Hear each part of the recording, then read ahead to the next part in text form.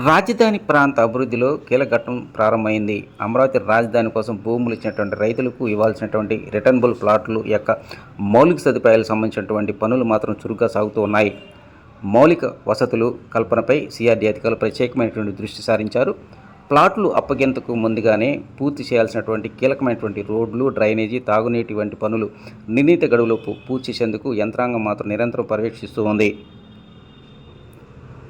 రాజధాని నగర ప్రాంత నిర్మాణం కోసం దాదాపు 29,000 మంది రైతులు 34,000 ఎకరాల భూమిని ప్రభుత్వానికి అప్పచెప్పారు. దీంతోనే రైతులకు ఇవ్వాల్సినటువంటి ఈ ప్లాట్ల అభివృద్ధి మాత్రం ప్రభుత్వం దృష్టి సారించింది.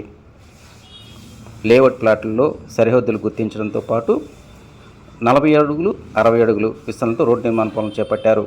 భూగర్భ విద్యుత్తు కేబుళ్లు ఏర్పాటు పనులు ఏకాలంలో జరుగుతున్నాయి. గతంలో నిలిచిపోయినటువంటి ఈ అభివృద్ధి పనులు తిరిగి వేగవంతం కావడం పట్ల ఈ ప్రాంత రైతాంగం మాత్రం హర్షం వ్యక్తం చేస్తూ ఉన్నారు. సిఆర్డీ అధికారులు ఎంత త్వరగా ఈ భూములు అభివృద్ధి చేస్తే అంత త్వరగా తమ యొక్క భూములకు మరింత విలువ పెరుగుతుందనేటువంటి ఆశాభావాన్ని రైతులు వ్యక్తం చేస్తూ ఉన్నారు. ఇక మంగళగిరి మండలం నవలూరు, ఎర్రబాలెం, బేతపూడి గ్రామాలకు చెందినటువంటి రైతాంగానికి అమరావతి టౌన్షిప్ పడమర వైపున ప్లాట్ల అభివృద్ధి ప్రక్రియ ప్రారంభమైంది.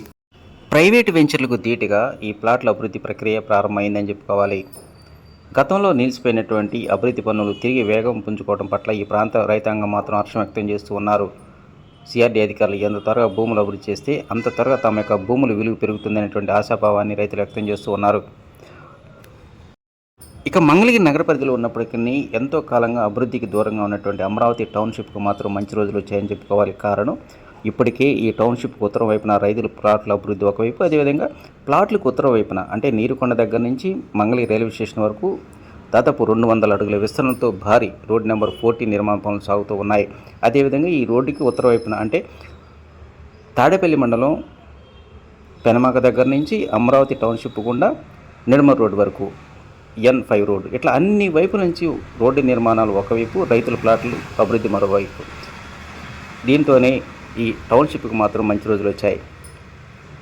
ఇక రాష్ట్ర ప్రభుత్వం ఎంతో ప్రతిష్టాత్మకంగా నిర్మిస్తున్నటువంటి స్మార్ట్ టౌన్షిప్ పనులు కూడా ఈ అమరావతి టౌన్షిప్ ఉత్తర వైపు ప్రారంభమయ్యాయి. ఇక రాజధాని నిర్మాణ పనులకు వన్యదేవుడు కరుణించాడని చెప్పుకోవచ్చు. కారణం గత కొద్ది రోజుల నుంచి వర్షాలు లేకపోవడంతో అభివృద్ధి పనులు మాత్రం చకచక జరిగిపోతున్నాయి.